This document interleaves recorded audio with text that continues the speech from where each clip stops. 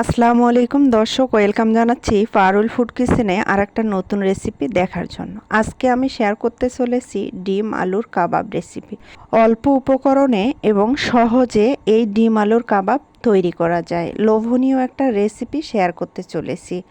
চলেন তাহলে কথা না বাড়িয়ে ডিম আলুর কাবাব আমি কিভাবে প্রস্তুত করেছি তার প্রস্তুত প্রণালী দেখে আসি। আমি এখানে দুটো ডিম এবং 5টা আলু সিদ্ধ করে নিয়েছি। এখন আমি এই আলুগুলোকে খোসা ছাড়িয়ে এবং ডিমগুলোকে খোসা ছাড়িয়ে নিয়েছি। নেওয়ার পর এখন আমি একটা গ্রেটার নিয়েছি। গ্রেটারের সাহায্যে আলু এবং ডিমগুলোকে সুন্দর করে গ্রেট করে নিব।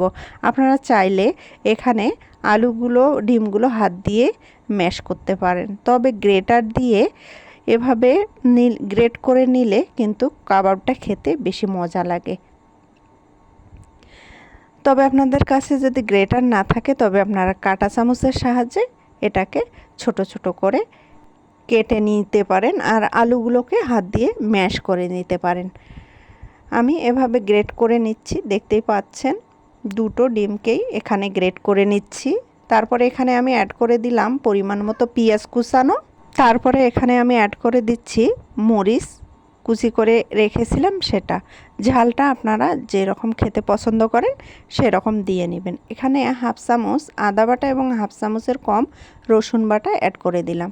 হাফ চামচের কম আমি এখানে শুকনা মরিচের গুঁড়া অ্যাড করে দিলাম এবং স্বাদ মতো লবণ এবং হাফ চামচের কম জিরার গুঁড়া, হাফ চামচের কম করে এখানে অ্যাড করেছি গরম মশলার গুঁড়া, ধনিয়া গুঁড়া এবং কালো গোলমরিচের গুঁড়া এবং 1 টেবিল চামচ দিয়ে দিলাম আমি টমেটো সস এবং আমি শুকনো মরিচ ক্রাশ করে রেখেছিলাম সেটা দিলাম 1 চামচের মতো, সয়া সস দিলাম 1 চা চামচের মতো এবং স্বাদে ম্যাজিক মশলা একটা প্যাকেট এখানে আমি অ্যাড করে দিলাম। তারপরে এখানে অ্যাড করে দিলাম ধনিয়া পাতা কিছুটা। তারপরে সব কিছু উপকরণ এখন আমি মেখে ছেঁকে সুন্দর করে নিচ্ছি। আপনারা আমার চ্যানেলে নতুন হয়ে থাকলে আমার চ্যানেলটিকে সাবস্ক্রাইব করে তার পাশে থাকা বেল বাটনটি অন করে রাখতে পারেন, যাতে নতুন নতুন ভিডিও দেওয়ার সাথে সাথে আপনাদের কাছে পৌঁছে যায়। আর আমার এই সিম্পল রেসিপিগুলো যদি আপনাদের ভালো লেগে থাকে তাহলে লাইক, কমেন্ট, শেয়ার করবেন। আর যারা ফেসবুক থেকে দেখতেছেন তারা ফলো দিয়ে দেবেন। এখন আমি এখানে 2 টেবিল চামচ অ্যাড করে দিলাম কর্নফ্লাওয়ার। এখানে কর্নফ্লাওয়ারটাই অ্যাড করার চেষ্টা করবেন, তাহলে এই কাবাবটা খেতে খুব মজা লাগবে এবং মসমসে হবে এই কাবাবটা। আমি এখানে একটা পাউরুটির পিস অ্যাড করেছিলাম, সেটা স্কিপ হয়ে গেছে। আপনারা চেষ্টা করবেন পাউরুটির পিস দেওয়ার জন্য।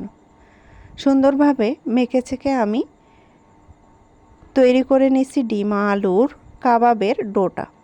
এখন আমি হাতটা পরিষ্কার করে হাতে তেল মেখে নিব। তেল মেখে নেওয়ার পর এখন আমি কাবাবের শেপ দিয়ে নিব। আমি এভাবে চেপে চেপে কাবাবের শেপ তৈরি করে নিব।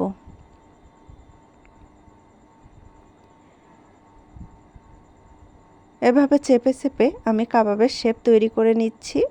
তারপর পাশে যদি একটু ফাটল থাকে তাহলে চেপে চেপে এভাবে ফাটলটা বন্ধ করে দিতে হবে, কারণ ফাটল রাখা যাবে না এই কাবাবে।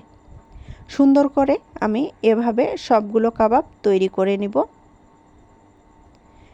এ ধরনের কাবাব খেতে তো দুর্দান্ত হয়, আপনারা ট্রাই করতে পারেন। আমি হাতের তালুতে এভাবে চেপে চেপে পাশে যে ফাটলগুলো আছে সেগুলো বন্ধ করে দিচ্ছি। আমি এভাবে সবগুলো কাবাব তৈরি করে নিয়েছি। এ কাবাবগুলো দেখেন কতটা লোভনীয় লাগতেছে, দুর্দান্ত লাগে এ ধরনের কাবাব।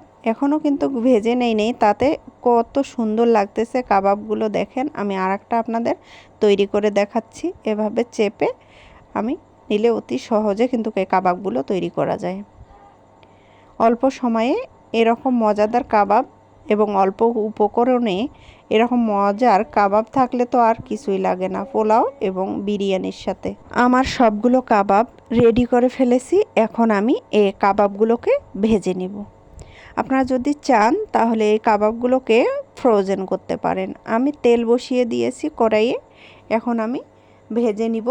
এই কাবাবগুলো ভাজানোর সময় একটু সতর্ক হতে হবে, কারণ তেলটা হাই হিটে একটু গরম করতে হবে। এ সময় কিন্তু চুলার আঁচটা হাইয়ে রাখতে হবে।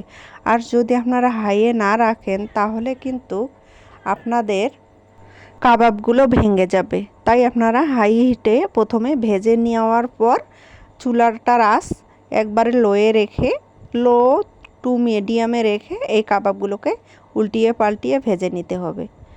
যদি পুরোটা সময় আপনারা হাই হিটে রাখেন তাহলে কিন্তু উপর থেকে তাড়াতাড়ি কালার এসে যাবে, ভিতরটা ভাজা হবে না।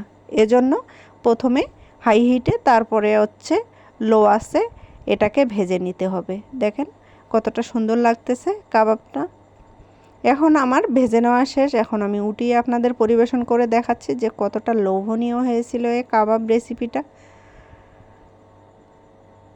অল্প সময়ে এরকমের দুর্দান্ত কাবাব রেসিপি ভালোই লাগে, আপনারা ট্রাই করতে পারেন। দেখেন কতটা লোভনীয় লাগতেছে কাবাব রেসিপিগুলো। ভালো থাকবেন, সুস্থ থাকবেন, আমার জন্য দোয়া করবেন। আর একটা নতুন রেসিপি নিয়ে আমি আপনাদের সামনে আসব ইনশাআল্লাহ। এ পর্যন্ত আপনারা আপনাদের পরিবারকে নিয়ে ভালো থাকবেন, সুস্থ থাকবেন। অসংখ্য ধন্যবাদ ভিডিও দেখার জন্য। আল্লাহ হাফেজ।